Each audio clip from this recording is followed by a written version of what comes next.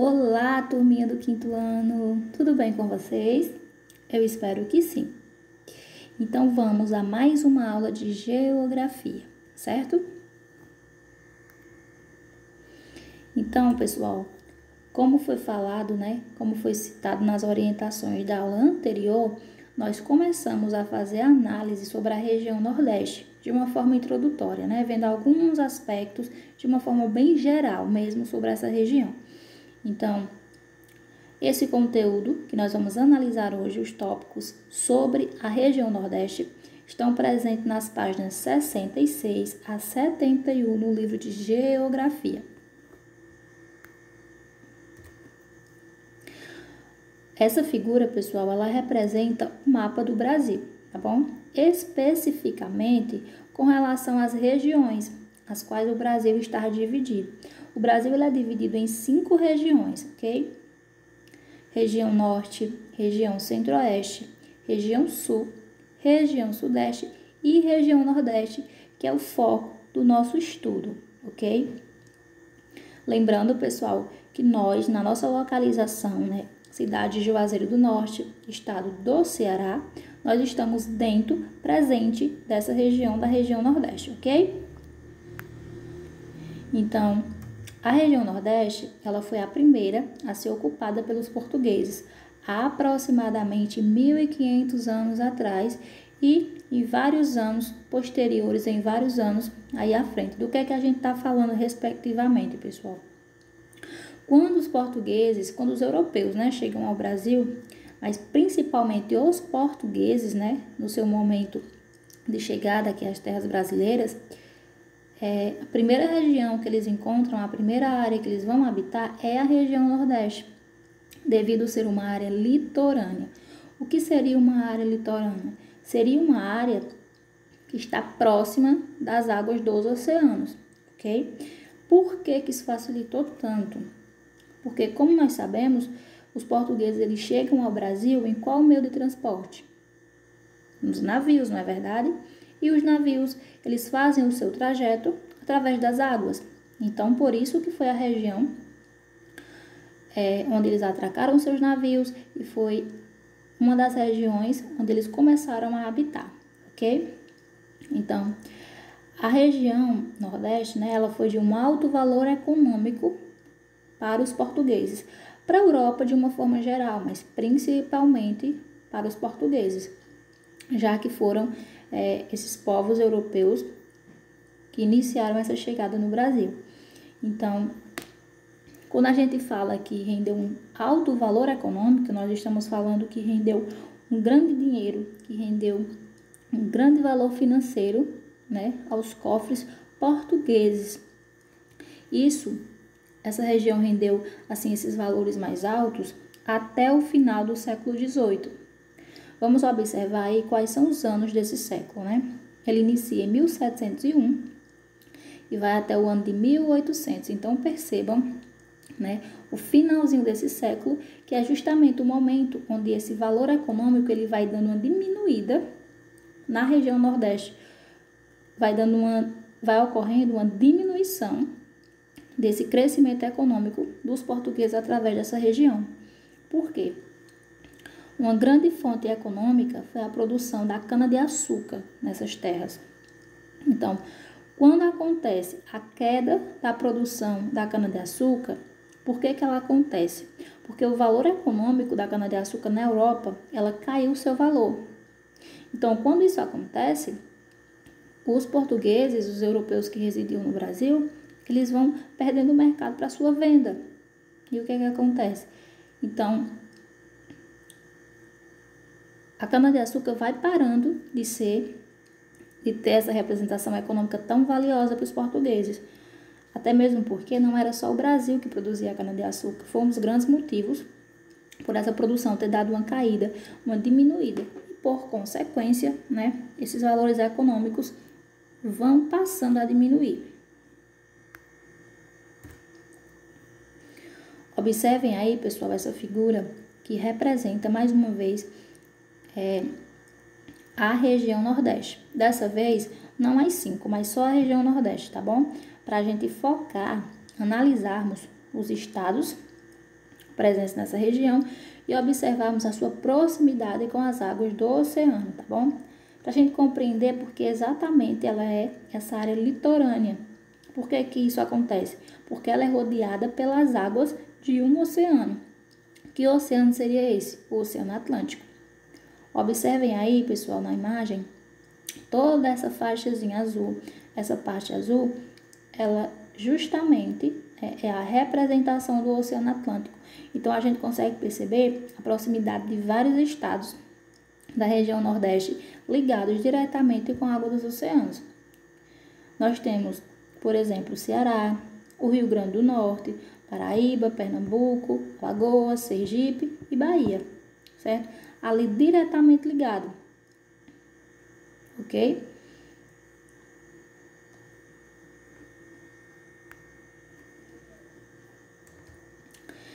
Os estados e as capitais dessa região. É a região que possui o maior número de estados, sendo formada por 9 e todos banhados pelo Oceano Atlântico. Ou seja, vamos retornar nessa figura e vamos observar. Como eu falei, toda essa parte nesse tom azul representa sim a localização do Oceano Atlântico. Então nós temos todos os estados com essa proximidade com a água dos oceanos.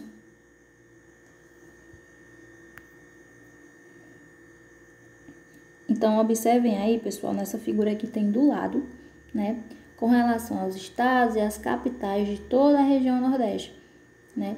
Então, nós temos Maranhão, Piauí, Ceará, Rio Grande do Norte, Paraíba, Pernambuco, Alagoas, Sergipe e Bahia.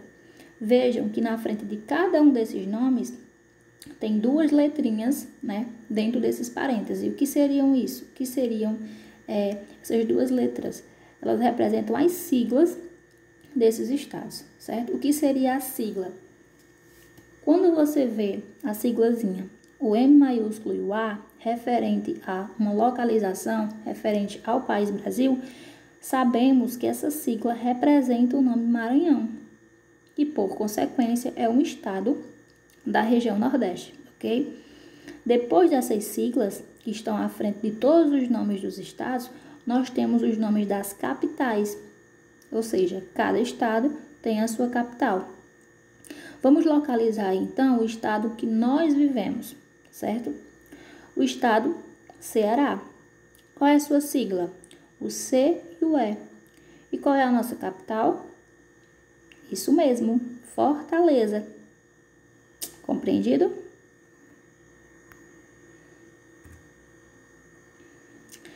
Quando nós falamos de demografia, o que exatamente isso significa?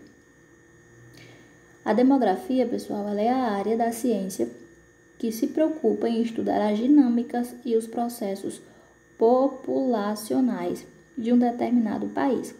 Então, a demografia, né, ela é os estudos demográficos que vão analisar quesitos como o tamanho do território, que vão analisar posteriormente a quantidade de pessoas que vivem nesse território, a forma que essas pessoas habitam, se todas as áreas são ocupadas e aí por diante, certo? Então, quando nós falamos de um país, como nós falamos de uma região, é importante a gente analisar a demografia.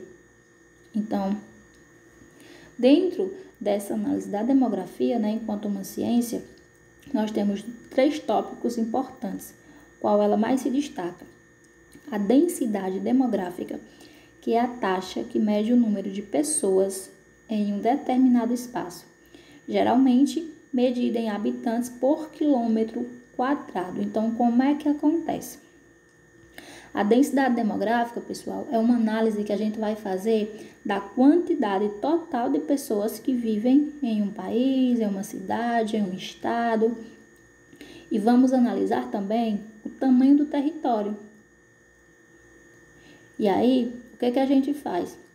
A gente vai conseguir perceber, através de um cálculozinho matemático, né, dividindo a quantidade da população pelo tamanho do território, e aí a gente pode dizer a quantidade de habitantes, a quantidade de pessoas que existem a cada quilômetro quadrado.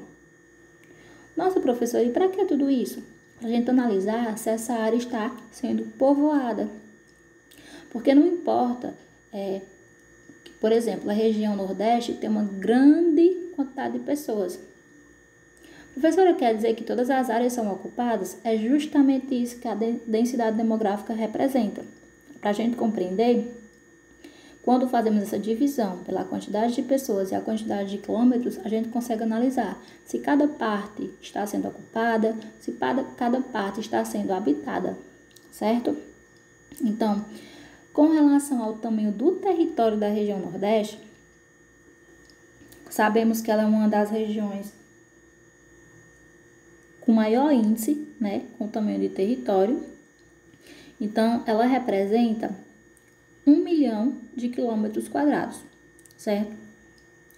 Tendo como população 53 milhões também, de acordo com os índices do IBGE. Percebam, pessoal, que essa análise desses 53 milhões de pessoas, né, milhões de habitantes, ela está sendo analisada no censo do ano de 2010. Mas nós sabemos que devido tanto às oportunidades de emprego, o próprio crescimento econômico dessa região, a tendência para a quantidade de pessoas, para a quantidade de habitantes, ela não diminuiu, certo? Ela está em crescimento sim, certo? Então, continuamos mais ou menos com esses valores, mais ou menos com essa quantidade com relação à quantidade de pessoas residentes na região Nordeste, certo? O tamanho do território não mudou.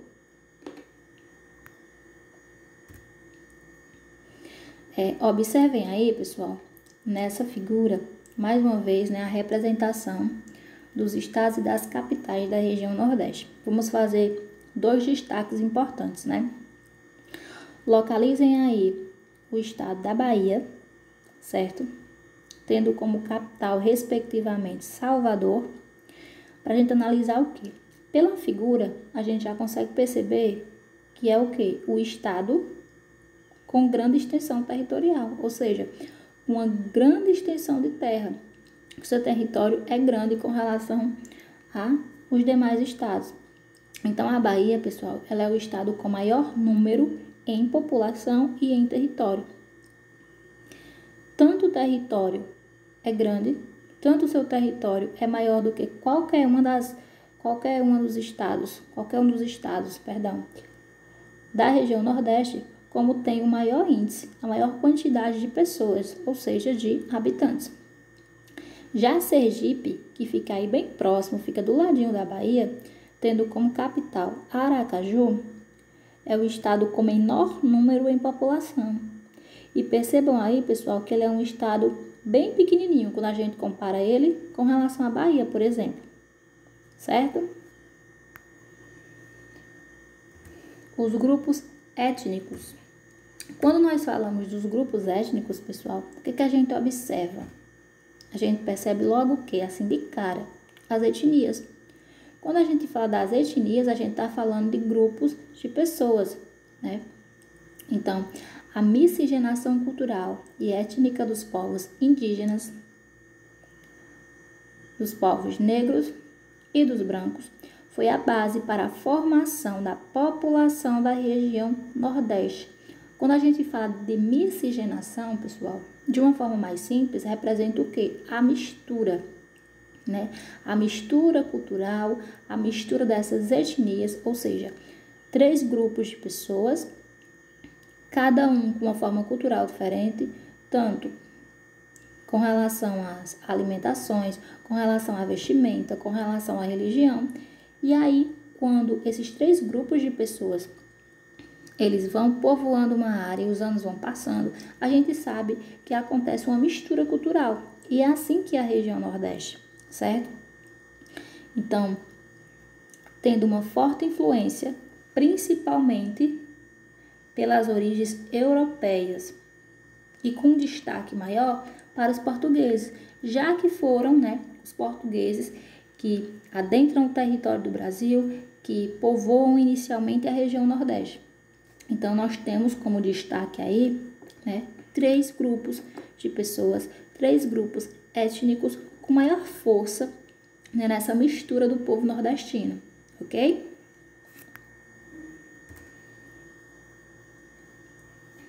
Então, de uma forma geral, pessoal, analisando aspectos culturais, tanto da alimentação, principalmente os hábitos que acontecem ou que são desenvolvidos com base na sua produção econômica.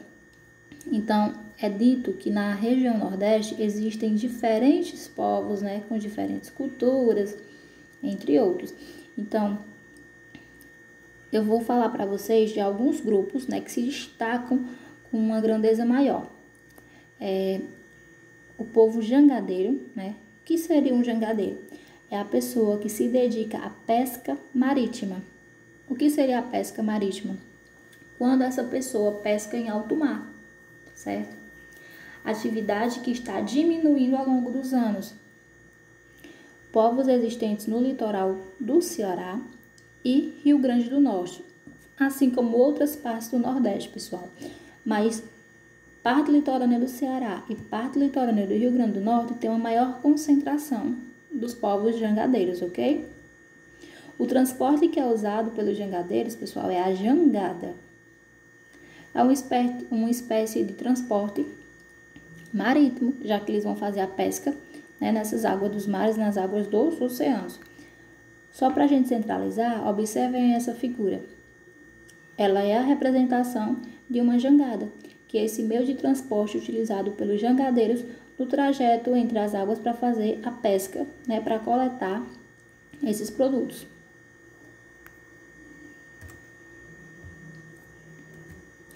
As rendeiras ou a rendeira, ela é a pessoa que realiza atividade artesanal, feita na sua maioria por mulheres. Através das mãos, as rendeiras fazem vários tipos de renda. Para quem não sabe, pessoal, a renda, depois de constituída, depois de formada, ela nada mais é do que um tecido, tá bom? Mas ela é um tecido mais rico, cheio de detalhes, que pode ser representado em várias coisas. Toalhas de mesa, por exemplo, certo? Então, é uma linda manifestação de arte e cultura desses povos. A arte feita pelas rendeiras, pessoal, as rendas, tanto as tradicionais, que seriam na cor branca, mas existem vários tons, vários tamanhos, representam de uma forma grandiosa, né, a cultura, o artesanato da região Nordeste. Quem já viajou pelo Nordeste, indo para a capital Fortaleza, por exemplo, não sei se vocês visitaram as feiras artesanais, mas é uma das coisas que mais se destaca, é a venda dessas rendas, que é um produto feito pelas rendeiras, certo? Observem aí como é que é produzido. O material que elas usam, pessoal, para traçar essas linhas até chegar na produção da renda, né, como um produto final, é chamado de biros.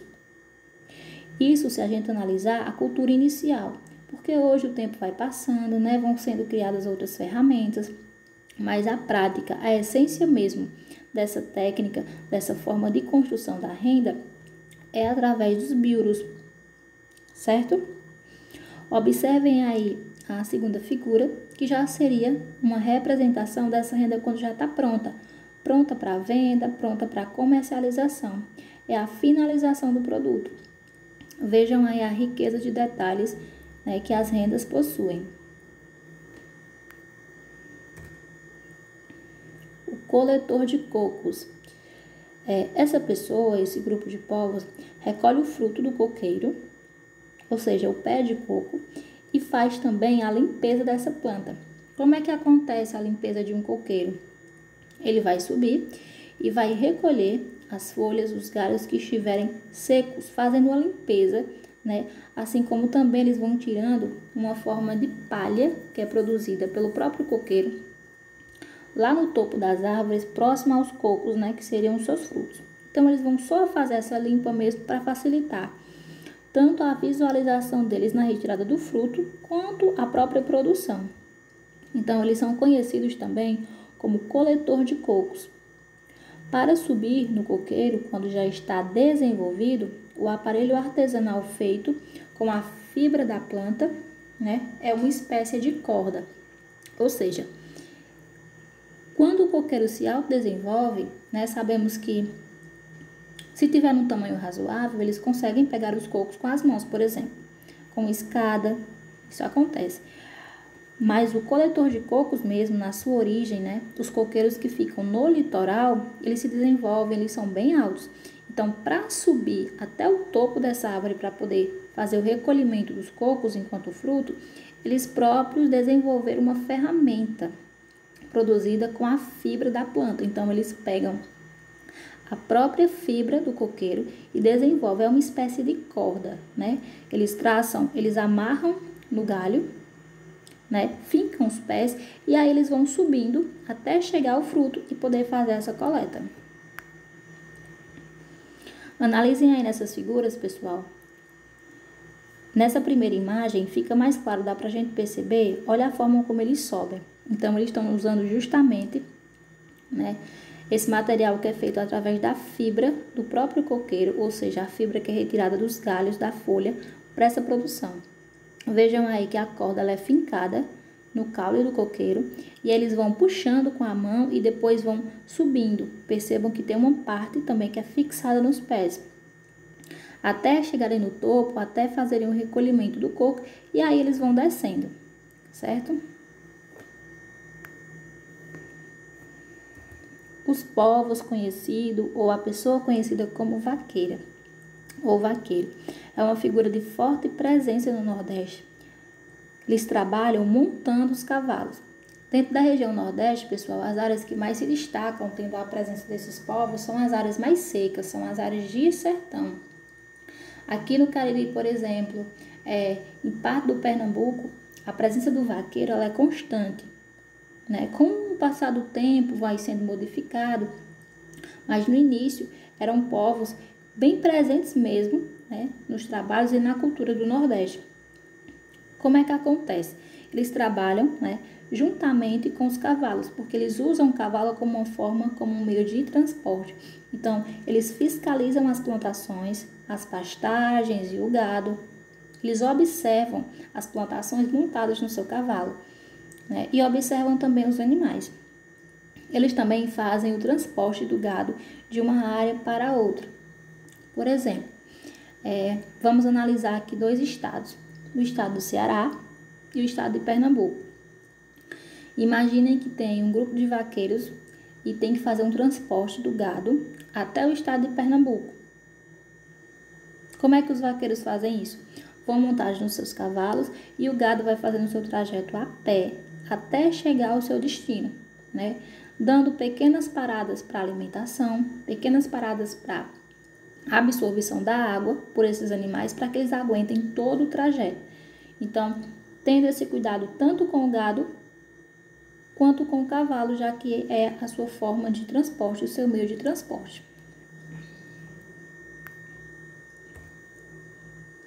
Essas figuras representariam os vaqueiros, certo? Na primeira figura nós temos esse exemplo do vaqueiro transportando, né, levando o gado. E na segunda nós temos um grupo de vaqueiros. Percebam aí, pessoal, que as paisagens, principalmente nessa segunda figura, representam as áreas mais secas, as áreas que mais sofrem, né, com as poucas chuvas, justamente o sertão nordestino.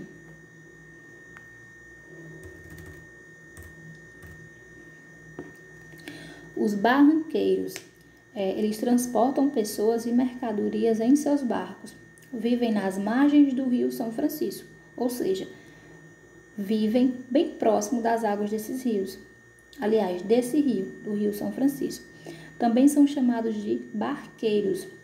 Em seus barcos são encontradas as carrancas. O que seriam as carrancas?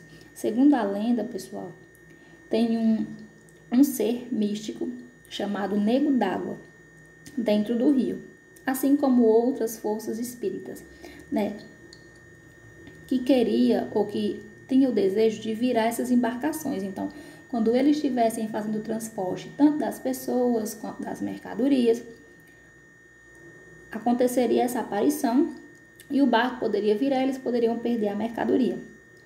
Aí, quando colocavam a carranca na proa do barco, ele via tomava um medo, né? Se assustava, tomava um susto e não encostava, ou seja, virava na direção contrária,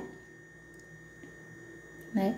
Isso são as histórias que vão sendo contadas pelos carranqueiros, né? Que seriam justamente essas pessoas, né, que têm esse contato com os barranqueiros. Só para a gente compreender, vamos analisar então aqui essa figura. Olha só.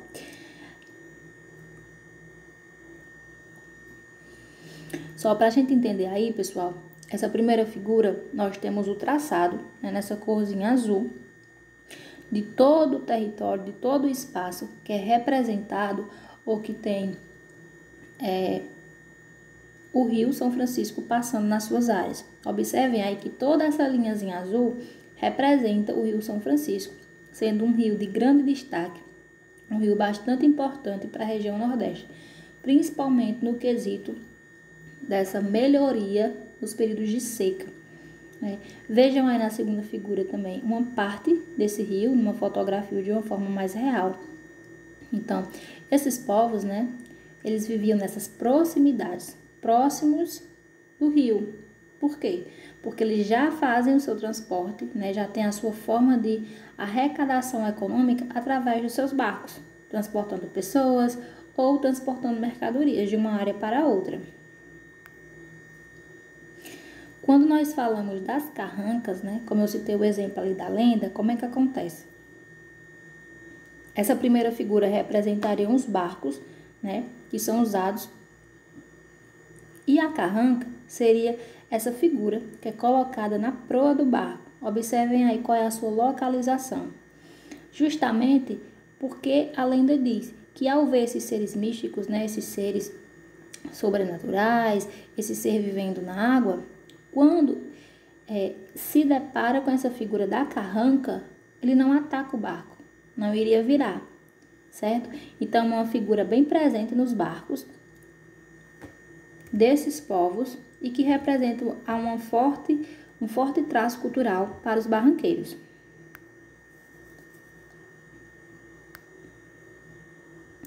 Então é isso, pessoal. Eu espero que vocês tenham compreendido.